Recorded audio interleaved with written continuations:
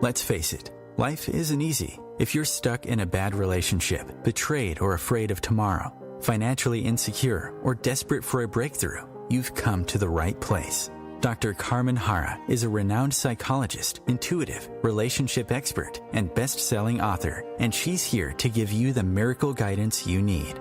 Her new call-in show, Miracle Guidance for Everyday Life, offers profound wisdom, practical advice, daily exercises, and empowering predictions, all for you. Dr. Harra's show aims to eliminate everyday problems, big and small, with topics like healing your relationships, reclaiming your power, achieving better health, dealing with loss, and so much more. Regain the joy, stability, and fulfillment you deserve to feel. Tune in to Miracle Guidance for Everyday Life with host Dr. Carmen Harra, live every Tuesday at 7 p.m. Eastern, and find the answers you've been looking for. Good evening, everybody, and welcome to another episode of Miracle Guidance. I'm Carmen Harra, live every Tuesday evening, 7 p.m. Eastern Time, right here on Home Time Radio. And tonight, I'm so honored to have a very special guest who will help you navigate through your relationship. His name is no one other than Dr. John Gray. We're all familiar with his book, Men Are From Mars, Women Are From Venus. In fact, it became the most well-known and trusted relationship book of all times. And USA Today listed this book as one of the top 10 most influential books of the last quarter century. But Dr. Gray didn't stop here. He has written over 20 books, which were translated into 45 languages in more than 100 countries and continue to be bestsellers. His Mars-Venus book series has forever changed the way men and women view their relationship, and his most recent book is called Beyond Mars and Venus. I know that he helped men and women better understand and respect their differences in both personal and professional relationship. His approach combines communication techniques with healthy nutritional choices that create the brain and body chemistry for lasting health, happiness, and romance. Now, his many books, blogs, and free online workshops at marsandvenus.com provide practical insight to improve relationship at all stages in life and love. He's an advocate of health and optimal brain function, and Dr. Gray provides nutritional solutions for overcoming depression, anxiety, stress, supporting increased energy, libido, hormonal balance, and better sleep. Now, I can talk like this for hours about Dr. Gray appearing on Oprah, on Dr. Oz, on Today Show, CBS, Good Morning America, being profiled on Times, Forbes, USA Today, People Magazine, and Barbara Walters that interview him for 3-hour special. You imagine, it's incredible. But if you want to know much more about Dr. Gray, you just go to his website, marsvenus.com. But I want to tell you something. I admire Dr. Gray not only for his extensive work on relationship and his profound understanding of human nature. I admire him for his amazing and unconditional love for his wife and soulmates, Bonnie. So I said to myself, without his permission, I decide to dedicate tonight's episode to his beautiful wife, Bonnie Gray. And I want to invite Dr. John Gray to the show. Dr. Gray, I'm so excited to have you on. Can you hear me?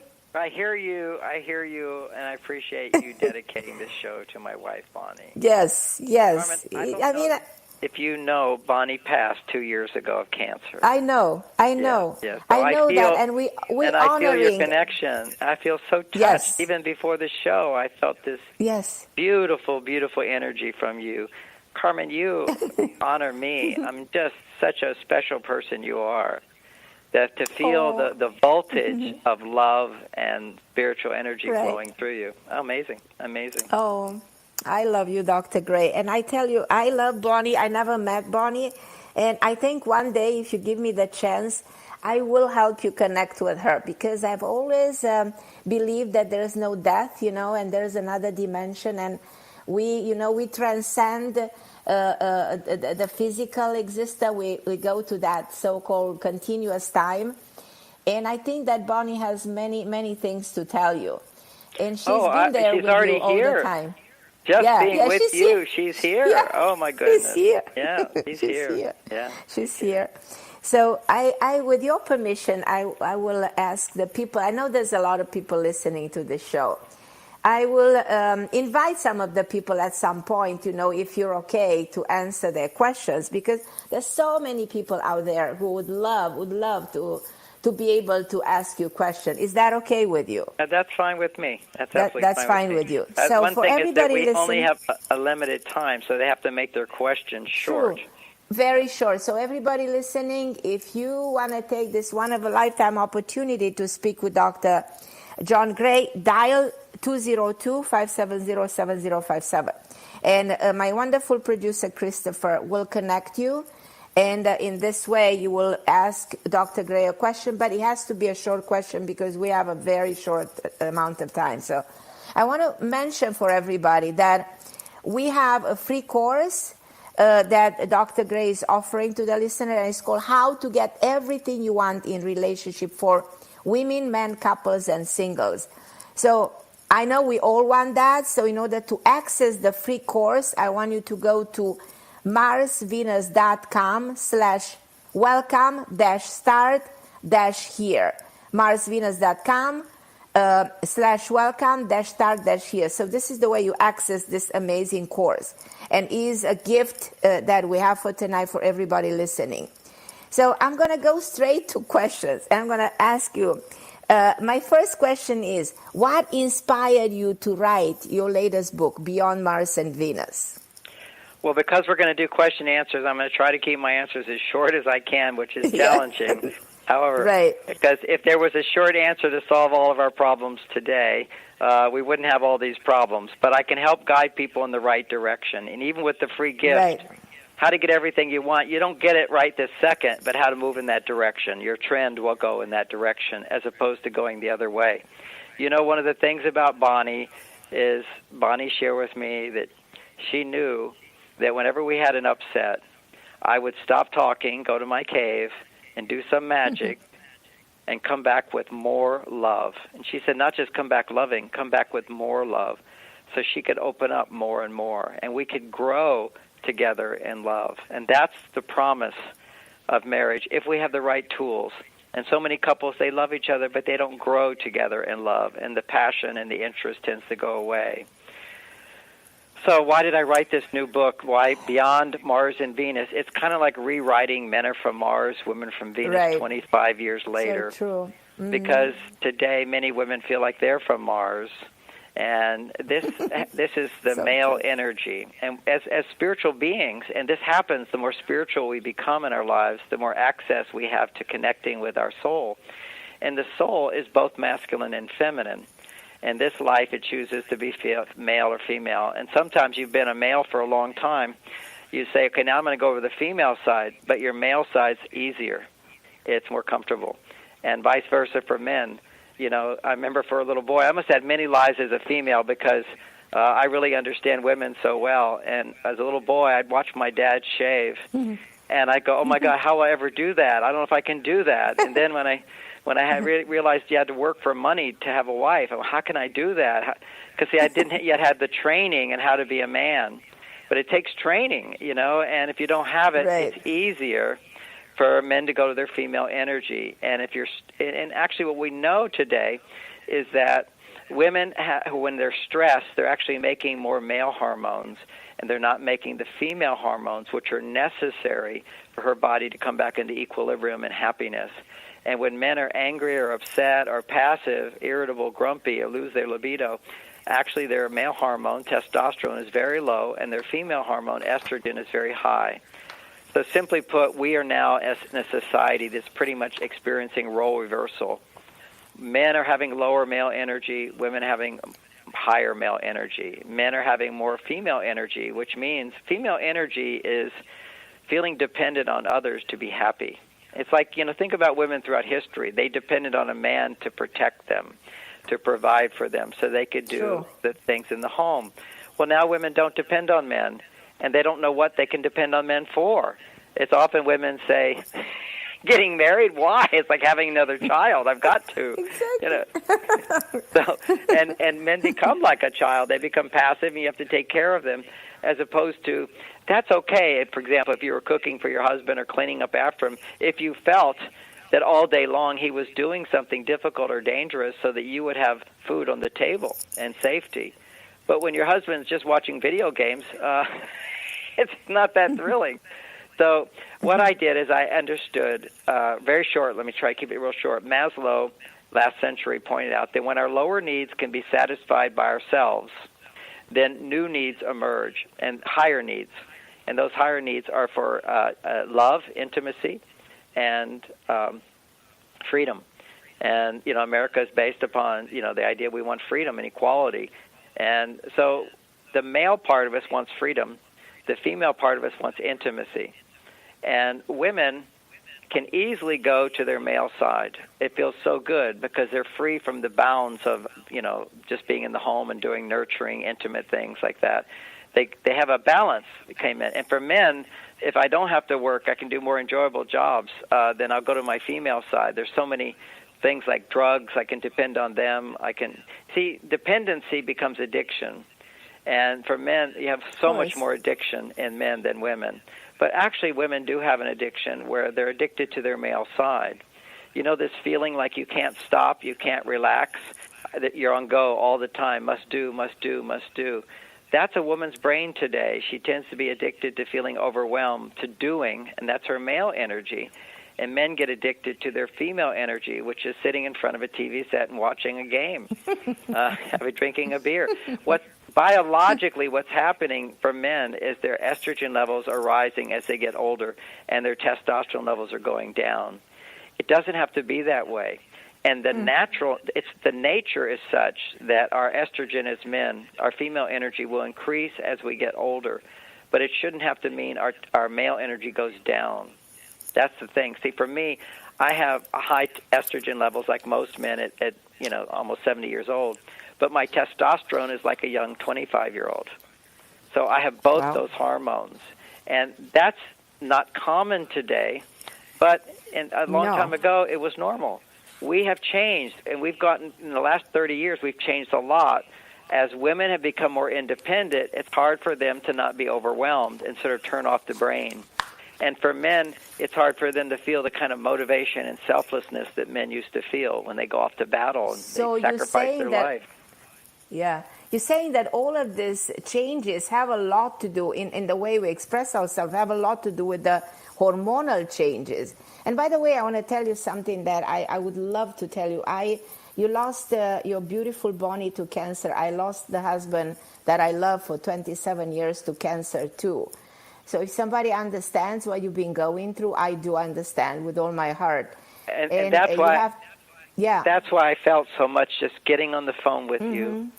A kindred spirit, yes. And we have, you raised 3 beautiful kids. I raised 3 beautiful girls. I mean, it's like the similarities. I felt like I was where you are right now, a little bit before you, because my husband passed before Bonnie, but I so relate to everything you've been going through.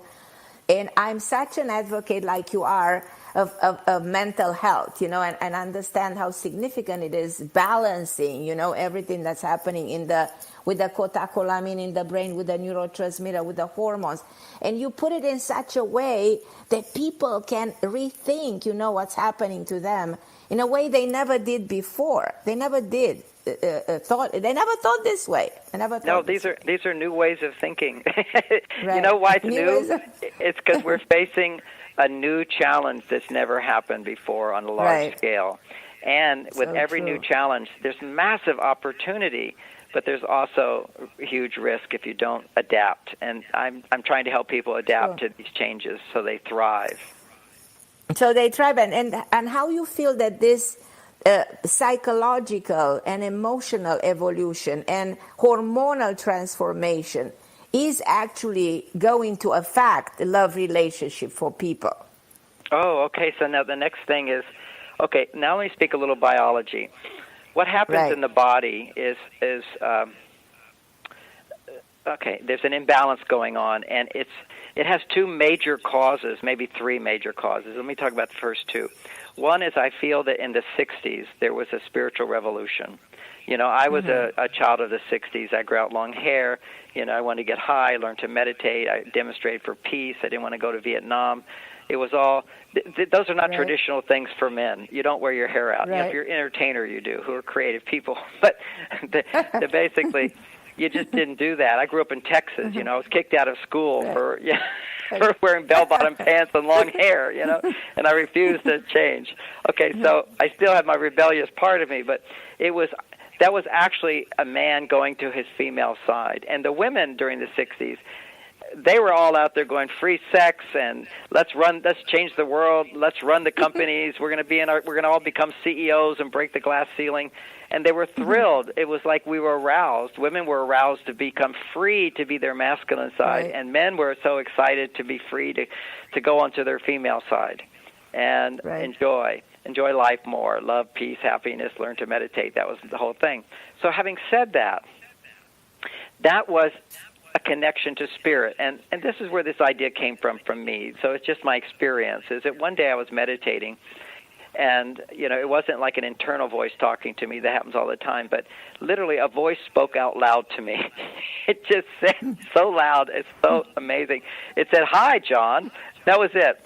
Now, that voice, whatever we're going to call that voice, was the perfect balance of powerful masculinity, something you could trust and depend on and just were inspired to be next to, and so much feminine love and caring. It's just like it was so loving and beautiful how both those things could coexist. And then I realized, wow, as we become more spiritual, we become one with the spirit, which is both masculine and feminine.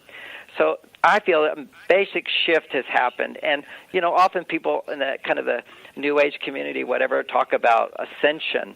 I think we ascended then, and that we ascended to a part of our brain that can self-reflect and embrace both our male and female side.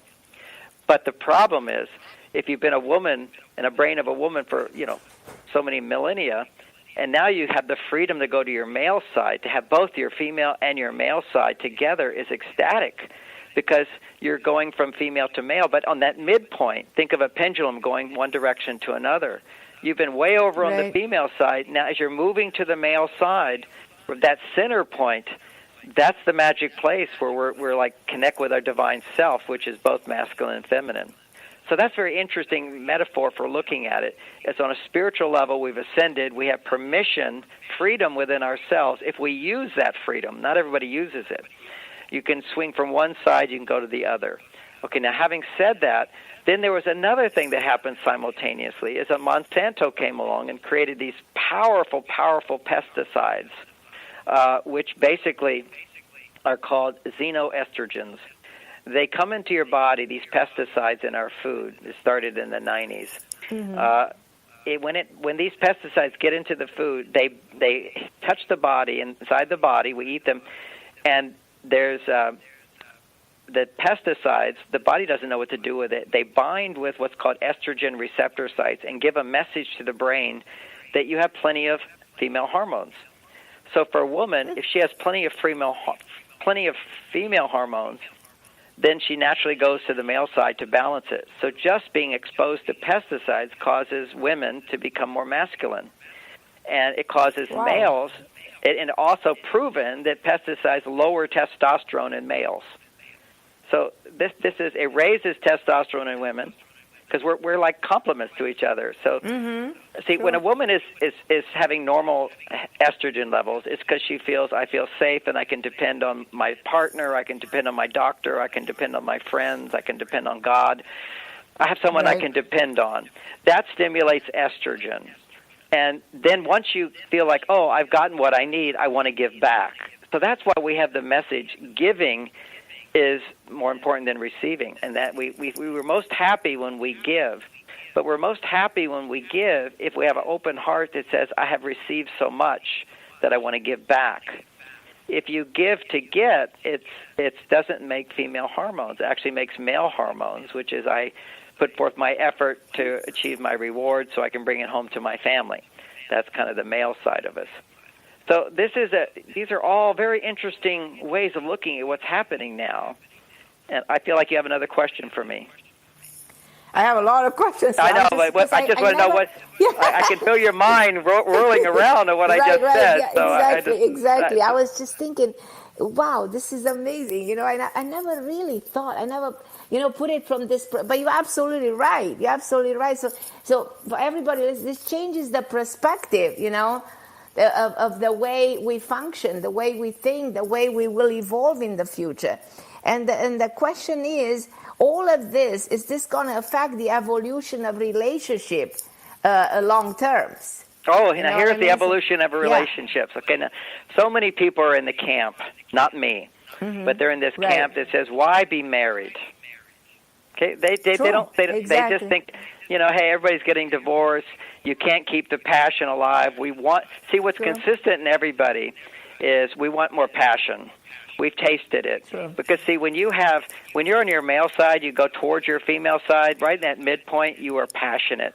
That's actually the genius place. That's where the higher self can really manifest, can incarnate into the body, is the flow state where you're in both your masculine and your feminine. I'll give you an example. Right now, I'm in flow state. Talking to you, I went even a higher state of flow state where the divine flowed through me because of your presence and our oneness.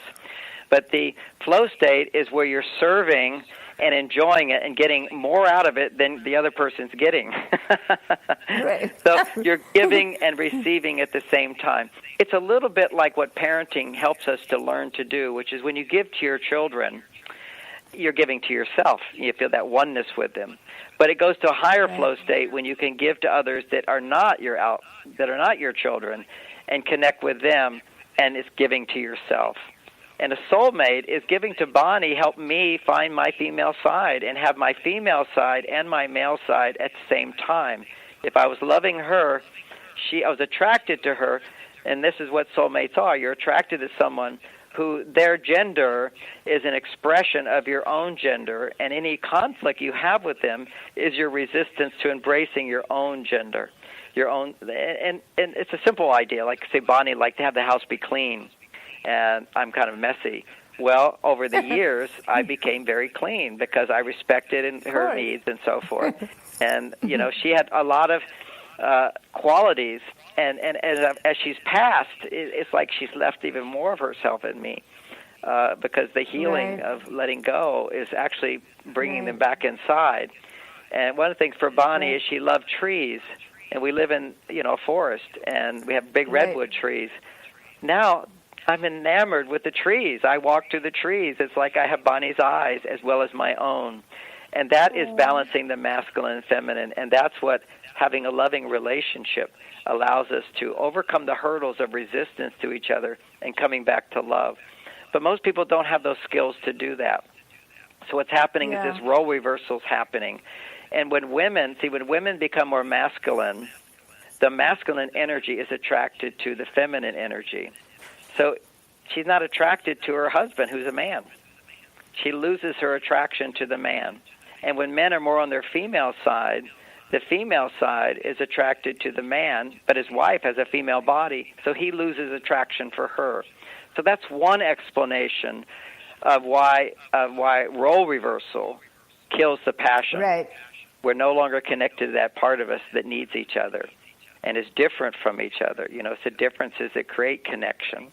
It's the similarities that create connection, but it's the differences create attraction, because we're attracted in order to find that connection, to find her inside of me, for her to find me inside of her, which is such a paradox, a metaphor for sex. I mean, it's so amazing that the man goes into the woman and she finds him inside of her, and I go into her with love and love my feminine. So there's a dance. So back to your question, what's the evolution of relationships? I have experienced the evolution of relationships in that I watched my parents. Yes. Yeah. I watched my parents have a loving relationship, but clearly over the years, like most couples who had a harmonious relationship, they didn't have passionate sex. They were family, kind of a brother-sister kind of a thing. It was we're family, but we don't have that romantic excitement. Mm-hmm. For Bonnie and I, we had it, and we kept it for 34 years, and I know how it happened, and now I have the scientific evidence of how it happened. Mm-hmm. Mm-hmm. So And if people could experience growing in love and passion, then they would realize the only way to get to that place is through commitment and marriage. That's what my experience is. Now, you may not have to put a marriage certificate on it, but it's the commitment. It's a woman. Bonnie told me this right away in the first year of marriage. I'll share a little quick story, which is, I travel and teach seminars, and I was becoming more and more famous then. And I went away to Fairfield, Iowa. Someone invited me to give a seminar there, and evidently it was at some wealthy woman's house. And I thought, well, that's fine. And seminar was over. I was going to bed, and wearing sexy lingerie, she came in to my bedroom, and she wanted to have sex with me. Well, I'm in a monogamous relationship. This had never happened to me. I'm not like some rich, famous guy that women want to jump in bed with, but suddenly I'd become one. So I remember spending about 2 hours as she tried to convince me to have sex with her, and I'd say, well, I don't think my wife would feel that way, would be so happy with that. And she'd say, you don't have to tell your wife, et cetera, et cetera. But anyway, I did not have sex with her, and I went home, and I told Bonnie, I said, Bonnie, there was this woman, and she came into my room, and I was away, and you know how much I enjoy sex with you. I could actually have enjoyed sex with her, and it would just been a joyful experience. And it doesn't mean I doesn't love you. Would you give me permission to do that? And she said, John, I'm not in control of you, but I want you to know how it makes me feel. And whether these feelings are right or wrong, I don't know.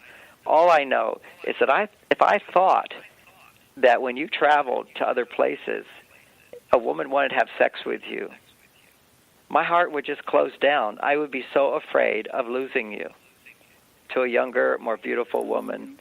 And I don't feel like I could grow in loving you. And it's hard enough for me to trust, because of my own issues. To grow in love, I need that from you.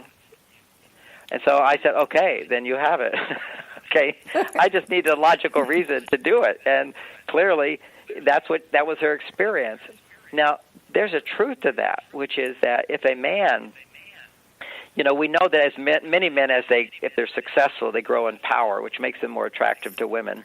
And women, if they're young and beautiful, they have the power of attracting men. And women know as they get older, they lose some of that power, unless they know their real power, which we can get to. But most women don't know that. And so there's always a threat that I could lose him. But there's even something more that I discovered through monogamy. But the second thing I learned by being monogamous with my wife is that I bonded with her more. See, the more you know somebody, the more deeply you can go into sex and enjoy that passion. And what happens is a lot of men go, oh, you give up your freedom. And I said, no, you don't understand. When you learn how to have a good relationship, open-hearted sex, your intimate moments are open-hearted, what happens is that you bond so deeply that to bond with somebody else would be eating out of junk food. And for me, there was this realization that I didn't give up any freedom. I gave up the desiring for other women that don't want to be with me. And I have the freedom to be with a woman who does want to be with me. I don't have to look anywhere else. Part of that came from the recognition that the purpose of sex for a man, he thinks it's just sex and the pleasure and so forth. But I learned early on that the purpose of sex for men is to feel the deep love in their heart. Sex can open a man's heart up more than anything in most cases, because sex by its nature is estrogen producing. As long as you feel successful and you know how to do it and your wife thinks you're successful as a husband, your testosterone levels go to higher levels at that time than any other time. So what happens is by having a monogamous relationship, you have the opportunity to go to higher and higher levels of sexual fulfillment. And because the love increases. And, when you just meet somebody, whatever, there's a sense of newness that creates a passion, but that newness always goes away. In previous generations, people accepted that. They said, well, that's the honeymoon period. It goes away. But people today, they want to have that amazing, intimate experience of both the masculine and feminine energies being activated together. And we call that romance and passion. Some men might call it out-of-your-mind sex, okay? It's fantastic sex. And it's so fantastic. Why would I want to think about it with somebody else? But here's what happens, why men think about it with somebody else. And this is, I wrote a book called Mars, Venus in the Bedroom. I couldn't put this in this book because I didn't have the research. It's what Bonnie and I practice, which is generally speaking, we only had sex once a week. And I didn't know why, because there was a lot of pressure on me as a relationship expert. People always say, well, how much sex do you have? And if I said once a week, only once a week, I remember one of my single guys saying, once a week? I'm having sex 3 times a day with my girlfriend. I said, yeah, how many weeks is this relationship going to last? Yes, exactly. Show me 34 years of great sex. Well, what I didn't know then is I just said I'm going to follow my own intuition here and do what feels natural to me. I'm not going to force it. So what happened is now the Japanese have done a study, and they've proven that when you have sex once a week, that means when you have sex for men, they ejaculate. After a man ejaculates in sex, his testosterone levels, his male energy is cut in half. This is measurable. That's kind of like Saturday night sex, and then Sunday morning we're going to sit at church or we're going to watch the football game. We're not going to do much. Yeah. Men's energy drops, and anybody who's married has seen that. Okay, so the energy level drops in a man afterwards. Well, biologically, his testosterone went down 50% from where it was on Saturday evening. Now, if he doesn't ejaculate for 6 days, on the seventh day, when he wakes up, his testosterone levels will be twice as high. He will double. And he becomes the man who can make passionate love to his wife. And what we now know is that when a man's testosterone levels double, it dramatically increases a woman's estrogen levels so that she can open her heart. Isn't that amazing? That biology, that science has shown that. It's just amazing. It's just the most amazing thing I've heard in a long time. I had no idea. Yes, now we have a scientific reason for monogamy. Now here is the biology is actually built for monogamy. Everybody talks about how men's biology is not built for monogamy. Actually, exactly. It is. Everybody's talking about it. Everybody talks about that, but nobody understands what I'm about to explain. Okay, so. Right.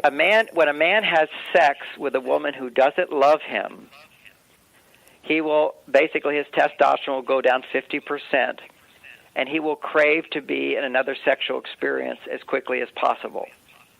Okay, sex produces so much dopamine, it's like taking a hit of cocaine or eating an Oreo cookie. Try eating one. You want another one right away. And that's the nature of a high hit of dopamine. Is that it goes up and then it goes down, and you want it again and again and again.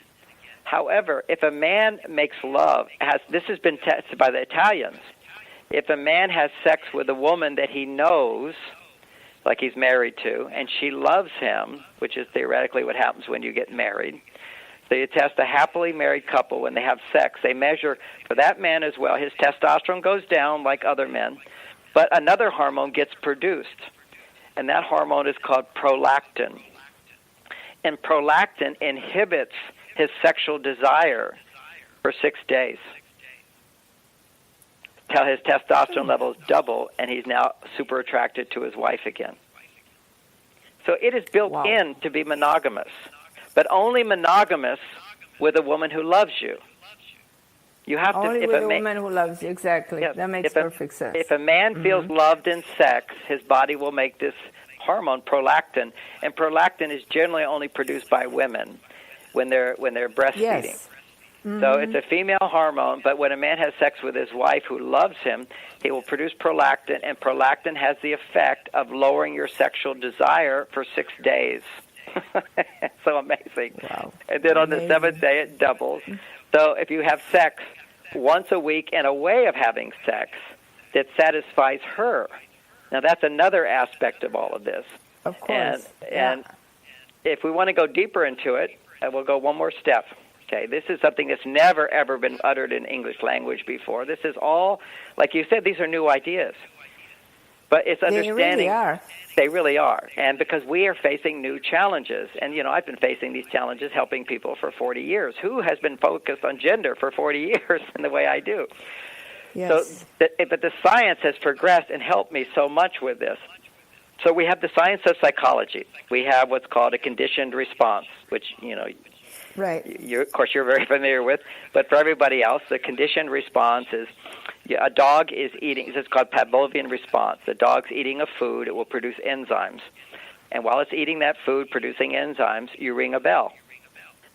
Now, next time that dog hears the bell, there's a conditioned response to produce enzymes. And now the dog will start to salivate, and there's no food.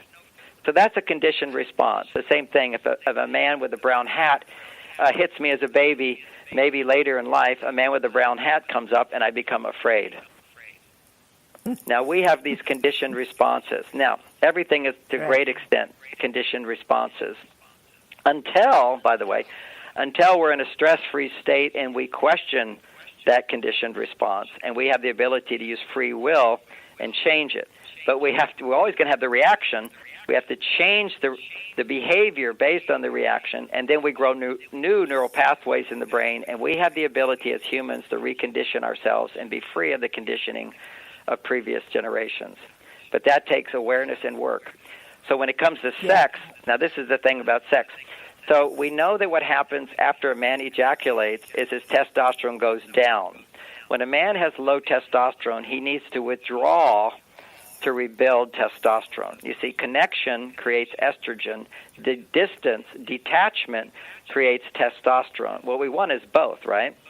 So when a man has this huge surge of estrogen and his testosterone goes down, which is when a man who loves his wife, that's what he'll experience, is a high surge of I love her so much, and then his testosterone shoots down. But now I need to roll over on the other side of the bed. I think every couple can relate to that. And if a woman doesn't understand men's hormones, she wonders, why doesn't he want to stay connected to me? Why is he pulling away from me? Exactly. So now that's what she... Yeah. Now that itself... Now, see, the body has its own intelligence. You know, if the body... If you put your finger in fire, it burns. Your body will remember to... It just won't let you get next to fire. The body has its own intelligence, and so if something causes... All right. And the memory. So, exactly, the body memory. So now you have this moment where the husband reaches his high peak of love and testosterone. He's about to ejaculate. Now his estrogen shoots up, his testosterone goes down, and he pulls away. Now, what is his conditioned response when his testosterone goes down after ejaculating with his wife? His conditioned response is, when I'm with her, my testosterone levels go down. Now, this happened. I learned all this stuff first, maybe 6 years into the marriage, when a lot of the newness goes away. You don't get that free burst of dopamine and testosterone and sexual attraction when the familiarity sets in.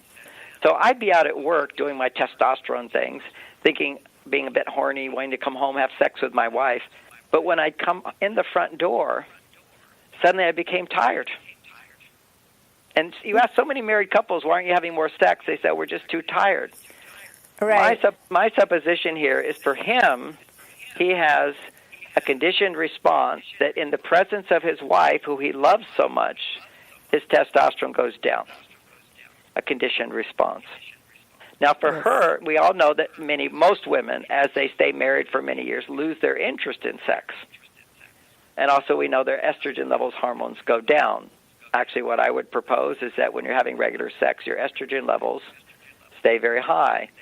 And, of course, after menopause, you don't have ovaries to make the estrogen, but your adrenal gland continues to make a balanced amount of estrogen. You can continue to make estrogen to enjoy sex. I have friends whose girlfriends are older, in their early 80s, and they're having orgasms. Not that many, because I don't know that many women, but that's my friends that I have. They tend to be with older women. The older women are tending to go with the younger guys in the 70s. Anyway, because I feel like this different from individual to individual, because people have different levels of hormones. You can make it general. Well, let me generalize something. Is when you're having orgasms, your estrogen levels go higher than normal. That is for sure. Yeah. Okay, now we know that's for sure. Now let's say every time your estrogen goes higher than normal, what does estrogen do? It allows you to feel open, like I can depend on this person. So at that moment of feeling more that I can depend on this person, they disappear. They pull away. Right. What's the conditioned response? I don't want to open up that much. Right. That's all I'm talking about. So when you go open, so couples over time, and again, everything I say is just generalizations based on the majority of couples, they lose interest in sex. And what I'm saying is they've lost interest in sex because of conditioned responses. And you don't have to lose interest in sex, because if there's also something in psychology which is counter conditioning. Right. If a man doesn't ejaculate for 6 days because he's being monogamous with his wife and having sex at appropriate times, so his testosterone levels double again, as soon as his testosterone levels double and his advancement towards sex with her, that sends a message to recondition her. Oh, he's back with more. He's back with more. That's called counter conditioning. So that's the point of we become conditioned to not have sex. If you don't ejaculate for 6 days for a man, you double your testosterone. He's back. And I'll share just a metaphor for that, which is at 23 years in my marriage with Bonnie, I asked her how she rated me as a husband. Because what is happening around 23 years is we're literally in harmony almost all the time. So I thought, okay, this is my time for a good rating. And she said, as a father to our children, I couldn't imagine a better man. As a husband, you're not perfect, but you've given me the greatest gift any woman could want. And I said, what's that? She says, you know, John, I know sometimes I can say things and upset you. And when you get upset, you stop talking, you go to your cave, you do some magic, and you always come back with more love. And that coming back with more love, she then said, so therefore I know with certainty that I'm never going to lose you. You'll never leave me. You make me cry, Doctor. Great. I felt it too, because I don't have her in the physical form right now. But I know. But to a woman, and I saw so clearly, for a woman to bond, we're talking about a bonding that's not just in the logical prefrontal cortex, but in the whole brain, the monkey brain, the instinctive brain, the primitive. So all of you bond with him and her. You know, that is so profound that you bring spirit into both all parts of who you are, and you love at all levels. And that is attachment, and that's why we both have gone through so much grief. Because now here's the next thing when it comes to grief that I love talking about, and that is Freud explained this idea, and boy, did I experience it more profoundly when I lost Bonnie, and he calls it a need integrate. Are you familiar with that term? Yes. Yeah, most people are not. So let me explain it for most people. So a need integrate means that we all have a conscious awareness or an unconscious awareness that we need love. We need nurturing. We need someone to care. We need to feel understood. We need to feel appreciated. We need to feel trusted. We need to feel that. These are all forms of love. We need that. And the more we're no longer in a realm of survival, that need becomes stronger, as I mentioned before. So that's a need. We simplify by saying our need for love. A need integrate that Freud explained was that I need love, and now Bonnie gives me love. I can depend on Bonnie to love me. The brain goes through a change. The brain is plastic. It reorganizes itself, and it shifts gears from I need love to I need Bonnie. And if Bonnie dies, that monkey brain inside of me that's bonded to her, see, I don't need love. I need her. Right. So if she's gone, then I can't have what I need. And that's the pain that we go through, is until we reorganize the brain to experience that in the absence of Bonnie. Which is very hard. Very hard. Yes, very hard. It takes hard. time to do. And After there's a journey. so many years of loving that person, and going through everything, those amazing experiences with that person, and when that person is gone, healing, it's not an easy process. No, it's a very, very big process, And men and women do it differently. Yes. And that will be another book that I write on that one, because often, everybody wanted to come and talk to me, whatever, and I needed to be in my cave because that's how I process my stress as a man. Right, but I needed to know how to process that pain, and most men are not adept at it. So you'll see men, more than women, commit suicide after the death of a spouse or even after an emotional breakup. And it can be so painful. And those that maybe it's not as painful, they tend to solve the problem by getting in a relationship right away. And whereas women, women will tend, the average there is on a divorce. I don't know what the averages are on death, but I know on the average of divorce, a man will be married in 3 years.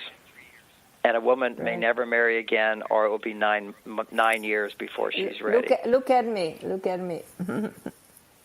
No, I'm not. I can't. No. Yeah. Right. I know what you're talking about. Because see, women is the female side. It bonds more profoundly because bonding is a big estrogen thing, and this is why one of the simple practical tools for any of the guys listening.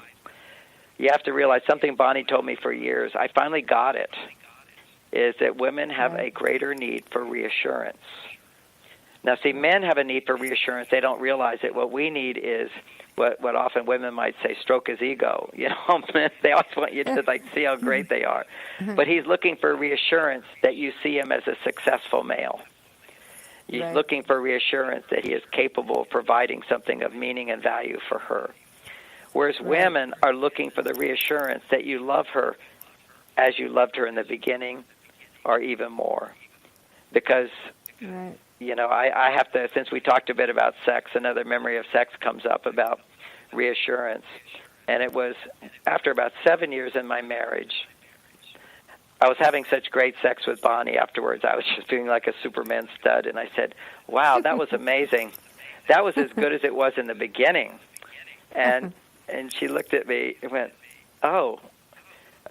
She didn't have much of a response, and she said, I thought it was better.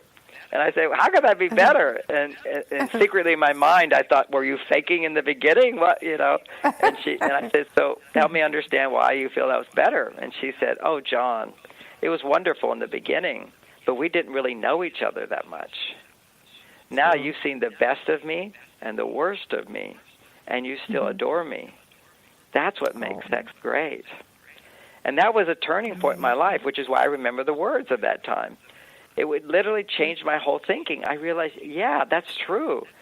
It's like, and that became even more solid, understanding the whole purpose of the sexual act was to experience the depth of our love, celebrate the depth of our love, to continue finding that love. And for men in particular, sex helps them. Because, see, sex is such a estrogen producer in men. A sensation is estrogen production. When you're depending on someone to make you feel good. So when a man, likes sex, he's depending on her invitation to have sex to feel good. So that's where he feels the most vulnerable, is in sex. It's where he feels the most estrogen in sex. But it's also the place where he can feel the most love, and he can let love come in.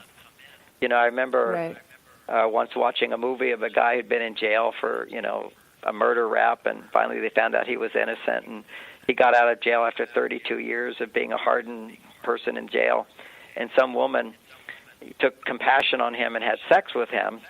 They didn't end up falling in love or whatever, but she was just being kind, cutting his hair, and she realized what he'd been through, and they ended up having sex. And this scene showed, you could just see his heart. It was just like the emotional pain, tears, and agony, at the same time pleasure came forth because he was feeling again. If you go way, way over to the male side where you're not having a sense of purpose, you can stop feeling anything. You just detach from feelings altogether. And so here he was feeling again and feeling all the pain that he had suppressed was coming up. Which is often why often when women have orgasms, they'll cry, and guys kind of go, "Why are you crying?" She says, "I'm crying tears of joy." But actually, it's letting go of those deep fears of being alone that can happen. So we're going to take questions from people. Yeah, one lady, Karen. Hi, Karen. Are you with us from California? Yes, I am. Karen. Wonderful information. I can't wait to read your book, this new book. Thank you. So what is your question, Carrie, for Dr. Gray? Yeah, okay. So it has to do with, dating in 2020. Had met a guy for 10 months. All he does is text, like maybe once in the morning or maybe at night. And a lot of flirting goes on. But it never escalates to taking me out or even talking on the phone. And I'm just wondering, what is this? He's somewhat of a popular type of a figure. I do know he's known as someone who's kind of like a great guy. I know he's single, and I see, like on social media, I'll see that he likes other women's photos, but never mine. But yet he finds me so beautiful, and he says all these things, but it never goes anywhere. And I'm just wondering, what is going on with like the mentality of a man like that? And I believe he's in his 50s. I'm kind of stumped because I'm not in that texting world. I'm just thinking he's definitely in his comfort zone with you. He's in his comfort zone. And I don't know how insecure he is or confident he is. Has he been married before? No, never. Okay, so that now I know a little bit more about him. So he's afraid of commitment. Okay. So he's afraid of being rejected. That's why men are afraid of commitment. To understand a man's fear of commitment is that he has put forth his best self of what he thought should work, and it didn't work in a relationship. And now he's afraid it will never work in a relationship. Does that make sense? Yeah, interesting. So now that fear of commitment could have even, and usually a guy who's 50 years old, usually if he's never been married, it started in childhood where either his father was not around or his father was in no way successful in making the mother happy. So a very unhappy mother gives to her son the fear of commitment because the boy will feel that no matter what I do, it's never enough to make mommy happy. Because boys only want to make mommy happy just like husbands want to make their wives happy. Husbands, when they want a divorce, they often say to me, no matter what I do, it's never enough to make her happy. It's the bottom line of men, because if I can make you happy, I can feel successful. So he's texting you, and so tell me one of the things he says in a text. Oh, compliments, a lot of flirting, a lot of like sexual talk, but also a lot of, you're beautiful, you're intelligent, he finds me stunning, and that's about it, And that really is who this guy is. That's about it. I would say next. If you don't want to say next, see, there's a type of man who can't commit, but they tend to be super romantic. Yeah. But that's all they can deliver. They can't go beyond that. So it's like I'm now going to do a generalization of the guy who wines and dines you and says all the right things and then disappears. Right. That's what I hear from women all the time. And these guys just, in a sense, they can't keep it up because they go too far. They're people pleasers, and then they can't please you. They just run out of steam. It's a lot of not him. It's a lot of lack of authenticity. Okay. He's just saying the words that make women happy as opposed to actually feeling them. So I personally would say next if you were my daughter. However, I would, if your intuition, I also respect intuition. If your intuition is, I have to ask a more personal question, but when he texts you, does it turn you on or are you just curious? No, it does turn me on. He's the wrong guy. He's a wrong guy. Wrong guy? Yeah, he's definitely the wrong guy for you. Because what's happening is there's a part of you that gets turned on by guys who aren't available to you. So what I suggest is to look at that is let me try a different strategy and not spend time with men who want me more than I want them. See. You want to find a guy who's pursuing you more than you're interested in him. And here's the aha with this. if there's a pattern of being turned on by men who are not available, or men who burn out really fast, or I'm talking to the whole group now, not just you, or men who are married, or men who are movie stars, because you don't know them, it's all fantasy. So if you're turned on sexually by fantasy, the reality is you're not so turned on by reality. So let's say there's a guy which actually has the potential to be the right guy for you. You're not going to be turned on to him right away.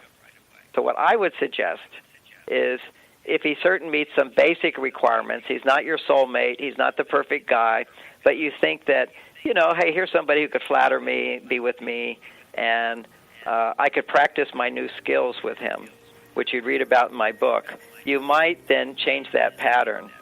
But regardless of patterns, I'd say next with this guy. He's a guy who can't commit, likes to get points for doing nothing. Okay, great. Thank you so much. Thank you. Well, we're at the end of the show, and I want to thank you, Dr. Gray, for being my guest of honor. I cannot thank you enough. And for everybody listening, please visit Dr. Gray's website, marsvenus.com. He has a live every Thursday between 10 to 12 Pacific time on Facebook. And, you know, this was an incredible show. Dr. Gray, you are just